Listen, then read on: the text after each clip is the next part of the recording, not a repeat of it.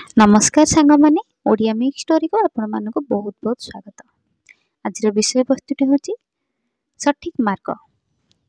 सफलता पाई कौनसी सहज मार्ग नहीं। सफलता पाई कौनसी सहज मार्ग नहीं, कारण जहाँ सहजरे आसे ताहा सहजरे ही चली जाए। सफलता निजर परिश्रम उपरे निर्भर करे। परिश्रम बा श्रम काहारी वृथारे जाए नहीं।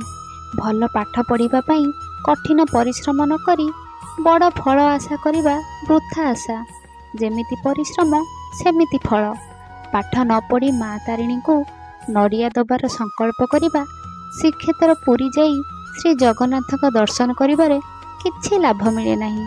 कथारे अछि परा, कर्म नेई फल तीर्थ नेई जल। हाँ मु पारिबी। 1 2 3 4 5 यही पांचटी अक्षर मध्य रही आत्मविश्वसनीय सकारात्मक शक्ति अति प्रचंडतार प्रभाव। किंतु ताहा तुम भितर ससुप्त। निज मध्य सही शक्ति को प्रज्वलित कर। सुप्त आत्मविश्वास को जागृत कर। सफलता तुमको कदापि छाड़ी जीव नहीं। मनरे साहस रख। दुर्बल मना हुआ नहीं।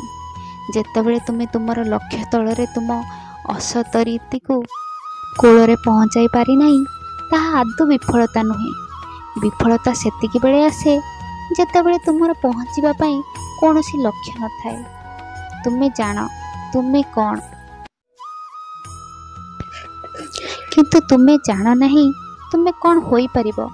सफलता एमिति भी जीवन रे दुई थर आसे, मनरे आउ थरे वास्तवरे। लक्ष्य तल केउठी निजर लक्ष्य तल को निर्दिष्ट कर। लक्ष्य पथरु दृष्टि को केबे विच्युत कर नहीं। लक्ष्य स्थलरू आखि फेराई आनिले आमे जहा देखू ताहा हेउची केवल बाधा और प्रतिबंधक।